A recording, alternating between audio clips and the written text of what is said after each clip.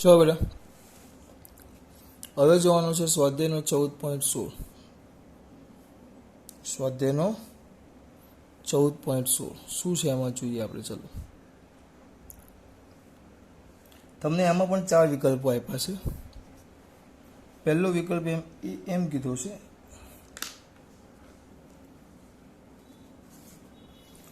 કે simple harmonic motion કણ માટે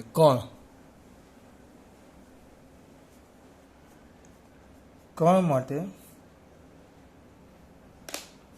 શેના માટે બેટા? કણ માટે.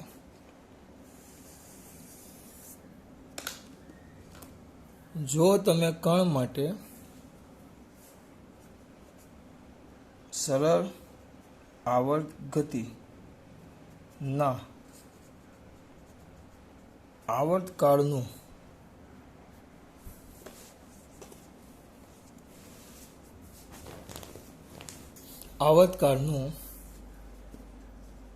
શું મેળવો? સમીકરણ. તો જો આવર્તકાળનું સમીકરણ લખું તો આપણું સૂત્ર એમ આવે t બરાબર 2π √m/k આપણે મેળવેલું છે કણ માટે. આ સૂત્ર આવું આવે, આ એનું સૂત્ર છે. પણ એમનું એવું કહેવું છે કે આ આવે બરાબર જ્યાં પણ તમને ખબર છે પાછું જ્યાં રકમમાં આપેલું છે આ બધું. m બરાબર કણનું દળ અને k બળ અચળાંક. આ સૂત્ર છે. તેમ છતાં એ લોકોનું એવું વિધાન છે તો સાદું લોલક લગભગ સરળ આવર્ત ગતિ કરતું હોય તેમ છતાં એના માટે લોલકનો આવર્તકાળ એ લોલકના દ્રવ્યમાનથી સ્વતંત્ર છે. કણ માટે આ સૂત્ર છે આવર્તકાળનું. કણ માટે અંદર લખેલું છે કે કણ માટે સરળ આવર્ત ગતિ હોય તેનું સૂત્ર આવું છે t = 2π √m/k. t = 2π √m/k. m એ કણનું દળ ને k એ બળ અચળાંક છે. બરાબર, આ લખી નાખ્યું, આ આપેલું છે.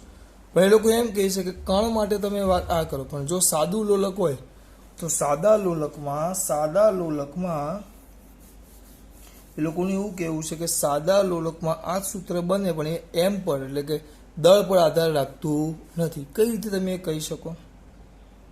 સાદા લોલકમાં કોના પર આધાર રાખતું નથી? દળ પર. એવું એ લોકો કહે છે કે ભાઈ સાદા લોલકમાં દળ પર આધાર રાખતું નથી. કઈ રીતે લખાય બોલો?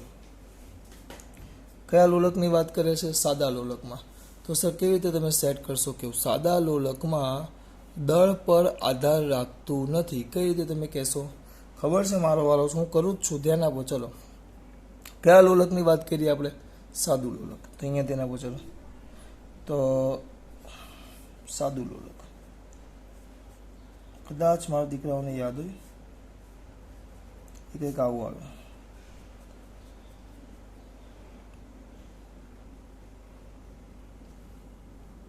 એ જો દોલન કરતું હોય તો આમ થાય. x જેટલું એનું સ્થાનાંતર છે, એના પર એ ગતિ આમ કરે તો એના પર પુનઃસ્થાપક બળ આમ વિરુદ્ધ દિશામાં લાગે.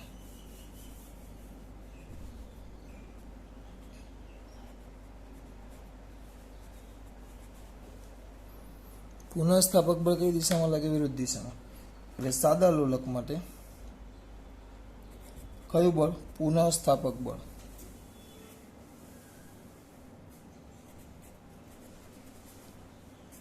F = સ્થાનાંતર જેટલું જ પણ એની વિરુદ્ધ દિશામાં એટલે -kx.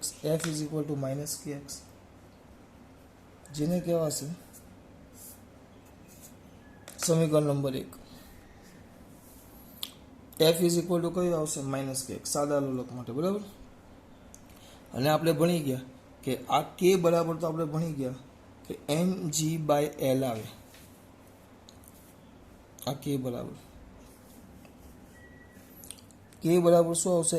mg/l. નીચે બળ લાગે ને mg/l. આમાં ખબર ન પડી તો આમાંને પણ એક બીજી રીતે તમને સમજાવું. જો ધ્યાન આપો. આમાં આપણે ચોપડીમાં મળી જશે. આપણે થિયરી સાબિત કરી એમાં છે જ, પણ આ બહુ શરૂઆતમાં મેં તમને કીધેલું. આ સ્પ્રિંગ સામાન્ય સ્થિતિમાં છે, સ્ટાર્ટિંગમાં જ પાર્ટના. હવે એના પર 1 2 3 4 5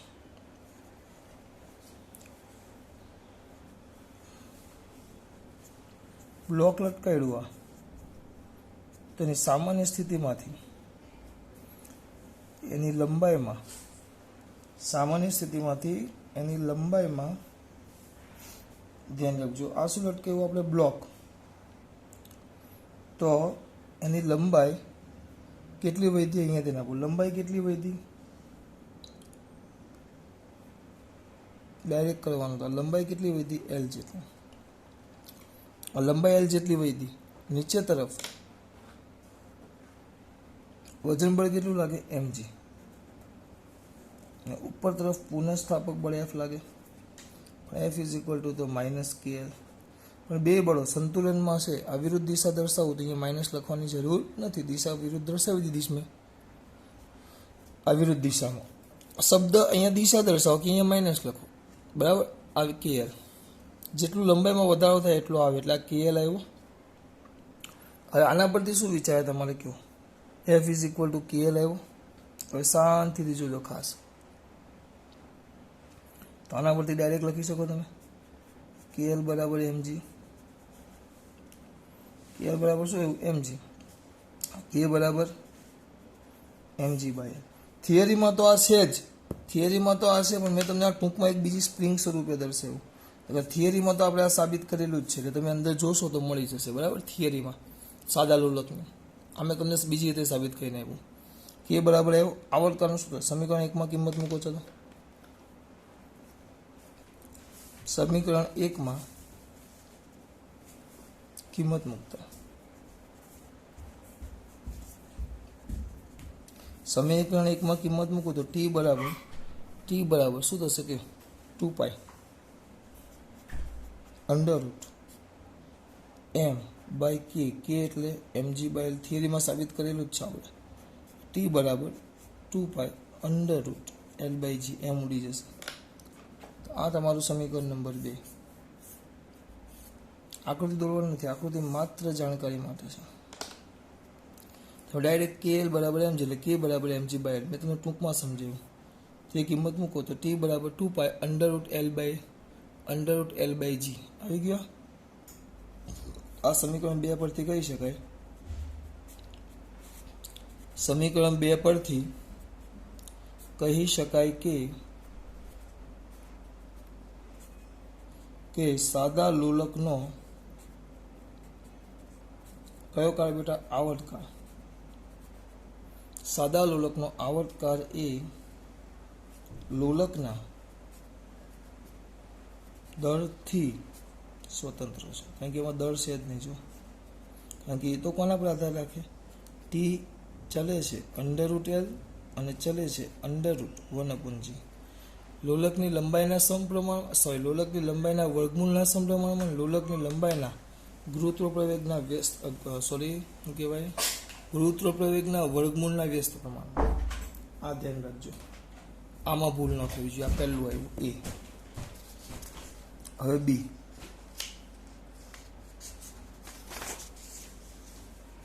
એનો B છે.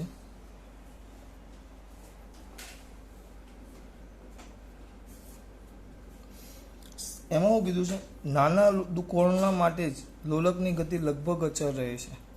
કંપનનો મોટા ખૂણા માટે વધુ સંલગ્ન વિશ્લેષણ બતાવે છે કે t બરાબર 2π under root l by g થી મોટો છે. કેમ? હવે સમજો. અહીંયા ધ્યાન, એક વસ્તુ મને કહ્યું, ખૂણો કેવો હોય? નાનો. ધ્યાન આપજો, ખૂણો. આપણે આવર્તકાળનું સૂત્ર મેળવેલું. ચલો કોના માટે? સાદા લોલકના આવર્તકાળનું સૂત્ર શું હતું? t બરાબર 2π under root l by g. t બરાબર 2π under root l by g. t બરાબર 2π under root l by g. પણ આ સમીકરણ જ્યારે આપણે વાપરેલું, આ સમીકરણ નંબર 1 જ્યારે આપણે વાપરેલું ત્યારે આમાં આપણે થીટા મેન સાથે થીટા ખૂબ જ નાનો એટલે આપણે શું લીધેલું? Sine theta is approximately theta લીધેલી. કારણ કે આમાં થીટા ખૂબ જ નાનો હતો, એ આપણે શરત હતી. થીટા ખૂબ જ કેવો હતો? નાનો. એટલે સાઇન થીટા ઇઝ એપ્રોક્સિમેટલી આપણે થીટા લીધેલું. એટલે આપણું જે પુનઃસ્થાપક બળ હતું, આપણું જે કયું બળ હતું? પુનઃસ્થાપક. આપણું જે પુનઃસ્થાપક બળ હતું એ યાદ હોવું જોઈએ. પુનઃસ્થાપક બળ. તો પુનઃસ્થાપક બળનું સૂત્ર શું આવે? જો મારા દીકરા આકૃતિ દોરે,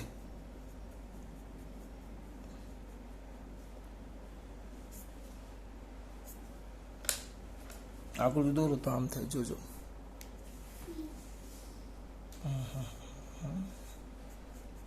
આ નીચે તરફ વજન બળે એમ છે. એના બે ઘટક પડે, એક આ બાજુ અને એક આ બાજુ.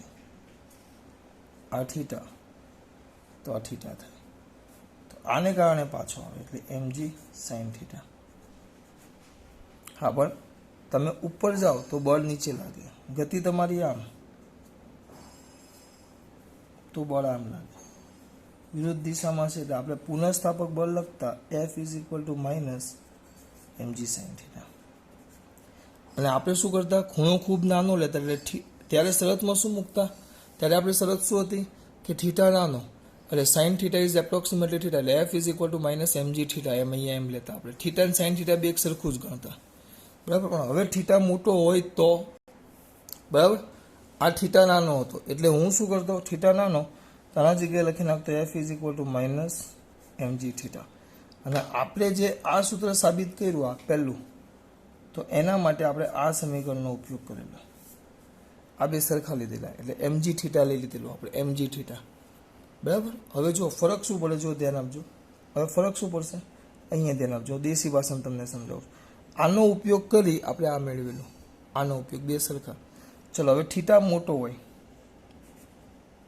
થીટા અને સાઇન થીટા, આ તમારી સમજૂતી માટે હું લખું છું. ચલો, હવે એના માટે હું નેચરલ સાઇનનો ટેબલ લઈને બેઠો છું. બરાબર. ચલો, થીટા પહેલાં 1 ડિગ્રી રાખો. 1 ડિગ્રી. 1 ડિગ્રી એટલે થીટાને ફેરવવાનું તો ખબર છે ને, કેટલા વડે ગુણી નાખવાનું? π/180 એટલે રેડિયનમાં ફરી જાય. બરાબર. π/180 ટપકું નહીં કરતા પાછા. એટલે કેટલા કરી નાખું? π એટલે 3.14 ભાગ્યા 180. એટલે એ જવાબ આવે છે તમારો કંઈક 1 ડિગ્રીનો આવે છે 0.01744. એક ટેબલ જેવું બનાવું છું એટલે તમને અંદાજો આવે. આ ખાલી સમજૂતી માટે છે, આપણે કોઈ તમને પૂછવાનું નથી. હવે 1 ડિગ્રી એવું તો 1 ડિગ્રીનો સાઇન જોઈએ. તો આ સાઇનમાં એની કિંમત કેટલી છે ખબર? નેચરલ સાઇનમાં હું જોઈને બેઠો છું બાજુમાં, એટલો વિશ્વાસ રાખજો. આયરું ભાઈ, જો આપણે નેચરલ સાઇન અમુક ટાઈમ થાય સાહેબ જોયા વગર કરે છે. તો એ આવે છે કંઈક 0.0175. એટલે જો એપ્રોક્સિમેટલી સરખા આવ્યા. તો એક કામ કરીએ, ખૂણો સીધો મોટો લઈ લઈએ આપણે, 10 કરી નાખીએ. 10 ગુણ્યા 3.14 ભાગ્યા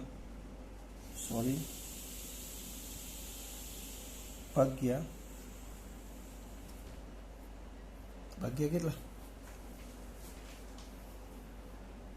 180.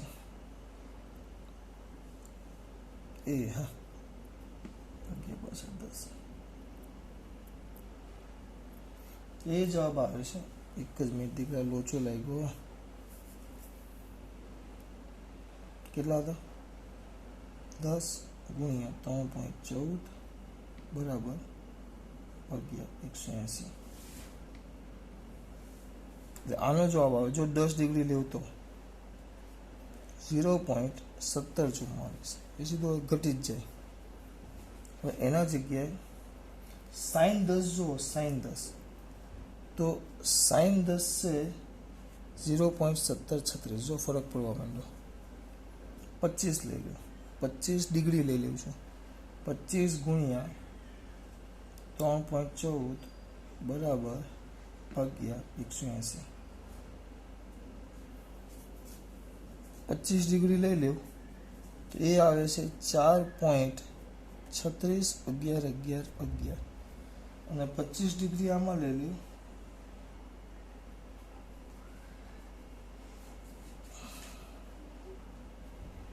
કેમ આમ થયું? 25 ગુણ્યા 3.14 ભાગ્યા 11 બરાબર ભાગ્યા 180. 4.36 સાઈન 25 તો સાઈન 25 આવે છે 0.4226. ટૂંકમાં જો તમે આ ફરક જો બહુ ઝડપથી મને આમાં થોડુંક 25 ડિગ્રી એકવાર પાછું કરું. 25 ગુણ્યા 3.14 બરાબર ભાગ્યા 180. હા 0 પોઈન્ટ આવે. આમાં 0.36. ટૂંકમાં હવે જેમ જો તમે આ ખૂણો મોટો કરતા જાઓ, જેમ થીટા વધે, જો અહીંયા મારે આમાંથી કહેવાનું છે, જોજો ધ્યાન આપજો. હજી આગળ લ્યો 50 લઈ લો તો ફરક વધારે આવશે. 50 ગુણ્યા 3.14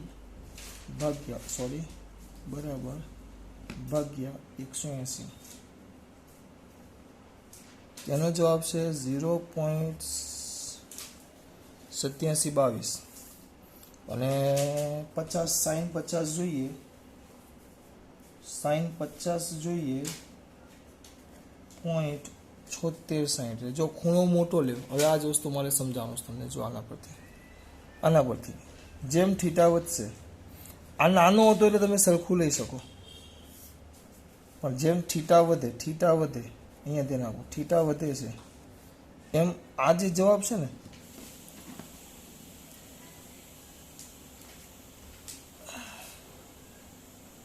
જેમ થીટા વધે, તમારો દીકરો શાંતિથી જુઓ, સાઈન કરતાં ખાલી થીટાની કિંમત વધી જાય. જેમ થીટા વધે એમ સાઈનની કિંમત ઘટતી જાય. જો આની સરખામણીમાં જેમ થીટા વધે તેમ. હવે આ બે એક સરખા ન થાય. જુઓ પહેલાં થીટા નાનો હતો તો બે લગભગ એક સરખા હતા, પછી થીટા જેવો 10 કરતાં વધી જાય તો આ 25 ને 50 કરો તો આ પાછળની કિંમતો બેની બદલાઈ ગઈ. જુઓ આને *1 અને *2 એમ રાખો. સમજૂતી માટે આ બધી મગજમારી કરું છું, સમજૂતી માટે. જેમ થીટા વધે તેમ, હવે થીટા વધે તો એમ *1 કરતાં *2, આ જે સમીકરણ છે *1 સમીકરણ કરતાં *2ની કિંમત વધે. મારે તમને એ સમજાવવું છે કે સાઈનની કિંમત ઓછી છે. સાઈનની કિંમત ઓછી છે તો જો થીટા મોટો તો સાઈન થીટા ઘટે. સાઈન થીટા ઘટે પણ કોની સરખામણીમાં? સાઈન થીટા ઘટે પણ કોની સરખામણીમાં? થીટાની સરખામણીમાં. એટલે સાઈન થીટા ઘટે એટલે આ કરતા આ બળ, આમાં બળ વધારે આવે, આ સામાન્ય. એટલે આમાં બળ કેવું થઈ જશે? એટલે સાઈન થીટા લેવો પડે, સાઈન થીટા ઘટે એટલે આપણું પુનઃસ્થાપક બળ F ઘટે. કોની સરખામણીમાં? સરખામણીમાં થીટાની સરખામણીમાં. થીટા મોટો અને સાઈન થીટા નાનો, તો થીટા વાળું બળ મોટું અને સાઈન થીટા વાળું બળ નાનું, એટલે થીટા ઘટે. પુનઃસ્થાપક બળ ઘટ્યું તો બળ ઘટે એટલે પાછો આવવા માટે આમ બળ ઓછું લાગે તો આમ ગયો પાછો આવે, આમ દોલન કરતું હોય, આમ બળ ઓછું લાગે તો શું થાય? બળ ઘટે તો દોલન સમય વધે. દોલન માટેનો સમય શું થાય બેટા? વધે. અને દોલન માટેનો સમય વધે એટલે સ્વાભાવિક કામ આપણું થઈ ગયું. આવર્તકાળ શું થશે? વધશે. દોલન માટેનો સમય વધે એટલે આવર્તકાળ વધે. કારણ કે પુનઃસ્થાપક બળ જ ઘટી ગયું એટલે પાછું આવવા માટેનું બળ હતું એ ઘટી ગયું, એટલે ધીમે ધીમે આવશે. એટલે બળ ઘટી ગયું એટલે હું અત્યારે આ બે સમીકરણની વાત કરું છું. સામાન્ય સંજોગોમાં આપણે આ સમીકરણની વાત કરી છે. હવે થીટા મોટો હોય તો તમે આ સમીકરણ ન વાપરી શકો, એના જગ્યાએ તમારે આ વાપરવું પડે.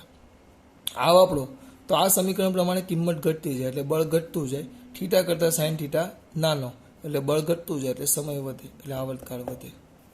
આ બીજો રિમોટ આપતો જશે. 6 અંદર જો ત્યાર પછી છે એમાં સી.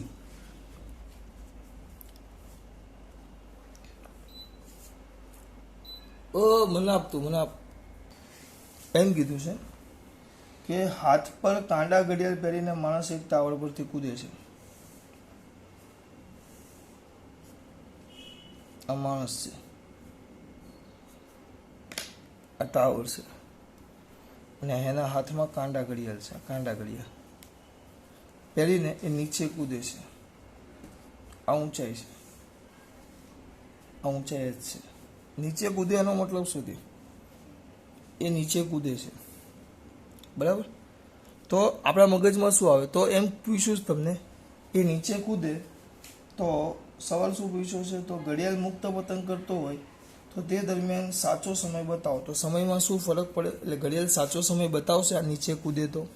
કારણ કે જો એ લોકો આવો સવાલ કેમ પૂછ્યો, રીઝન આપો. નીચે કૂદે છે, ક્યાં કૂદે છે? નીચે. નીચે કૂદે તો આપણો જે આવર્તકાળ છે, હવે અહીંયા તેને આપજો, કૂદો ક્યાં? નીચે. જેમ નીચે આવે આમ નીચે આવે, એટલે આમ જેમ નીચે આવે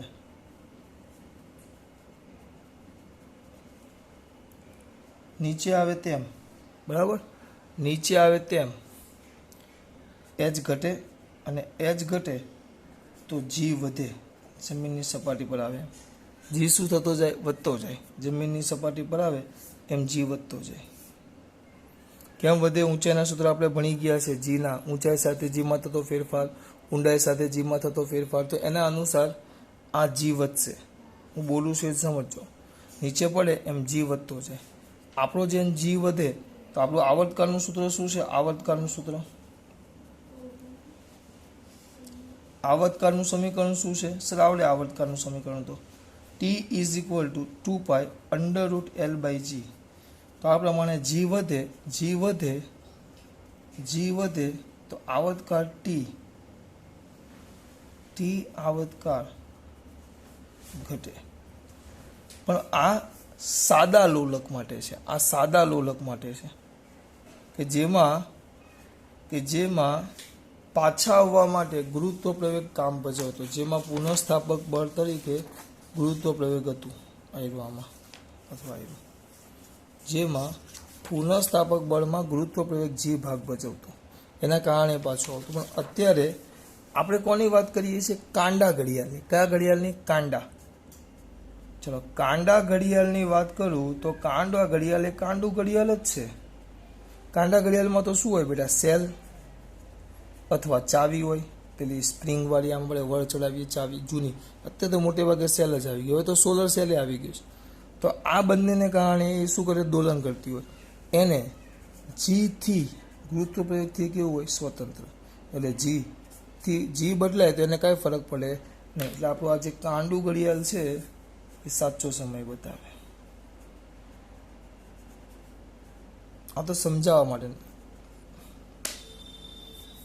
બરાબર. જો હવે સર આ સી એવું, તો હવે ડી, લોલક વાળું એક મસ્ત ઉદાહરણ આપ્યું છે. લોલક વાળું ડી, કે કેબિનમાં એક વ્યક્તિ બેઠો છે, એમાં સાદું લોલક જડિત કરેલું છે, અને એને એ કેબિનને ગુરુત્વાકર્ષણ બળની અસર હેઠળ મુક્ત પતંગ કરવામાં આવે તો લોલકની આવૃત્તિમાં શું ફરક પડે? આવૃત્તિ કેટલી? આ એકવાર પરીક્ષામાં બોર્ડમાં પૂછાઈ ગયેલું. ચલો, પહેલાં આપણું આ કેબિન છે, એના પરથી અહીંયાથી હું એક લોલક આ જડિત કરેલું છે અહીંયાથી. તો લોલક જડિત કરું, આ એની સામાન્ય સ્થિતિ. અત્યારે એની સામાન્ય સ્થિતિ છે, કોઈ ગતિ નથી કરતું, સામાન્ય સ્થિતિ. હા, તો નીચે તરફ ગુરુત્વ પ્રવેગ જી લાગે, ખાલી એક જ જી લાગે. હવે એ મુક્ત પતન કરે. મુક્ત પતન આ મેં 6થા ચેપ્ટરમાં ચલાવેલું છે. કયું પતન કરે? મુક્ત પતન. તો જી તો નીચે તરફ આનું વજનને કારણે લાગે, પણ મુક્ત પતન કરે તો એ બરાબર જી જેટલા પ્રવેગથી નીચે ગતિ કરે, તો જી જેટલો આભાસી પ્રવેગ ઉપર લાગે. આ પ્રવેગથી નીચે ગતિ કરે, પ્રવેગી ગતિ કરે એટલે આભાસી પ્રવેગ ઉપર લાગે. તેનો પરિણામી તમે પ્રવેગ લખો, પરિણામી પ્રવેગ. તો એનો પરિણામી પ્રવેગ એ is equal to g minus g, કારણ કે આ બંને પરસ્પર વિરુદ્ધ દિશામાં છે. તો કેટલો થઈ ગયો પ્રવેગ એ? કેટલો થઈ ગયો? 0. પ્રવેગ એ કેટલો થઈ ગયો? 0. એનો પ્રવેગ જ 0 થઈ ગયો. ટૂંકમાં જી લખાશ તો તમને મજા નહીં આવશે. એક કામ કરું, જી ડેશ કેટલો થઈ ગયો? 0. તો આવર્તનું સૂત્ર શું આવે? T is equal to 2 pi under root L by G dash. તો 2 pi under root L by 0, કોઈના પણ છેદમાં 0, એટલે ટી આવી ગયો ઇન્ફાઇનાઇટ. ટી ઇન્ફાઇનાઇટ આવ્યો. આપણને આવર્તકાળનું શું કીધું? આપણને આવૃત્તિ કીધી છે. તો આવૃત્તિ શું આવે? F. F is equal two તો 1/t, તો 1/, ઇન્ફાઇનાઇટ, એટલે એ આવી જાય 0. કઈ કર્યું નથી. જો સામાન્ય સ્થિતિ હતી તો સામાન્ય સ્થિતિમાં કેટલું હતું? ખાલી જી લાગે. પણ આ મુક્ત પતંગ કરે તો જી તો ખરું જ, પણ નીચે પ્રવેગી ગતિ કરે તો આભાસી પ્રવેગ ઉપર તરફ લાગે, એટલે પરિણામી g dash is equal to g minus g. બંને પરસ્પર વિરુદ્ધ દિશામાં છે. બંને પરસ્પર વિરુદ્ધ દિશામાં છે. કિંમત મૂકી દીધી. બરાબર. આ સાથે તમારા 14.16 પતી ગયું. ચલો, ખાસ વાત. જય શ્રી કૃષ્ણ.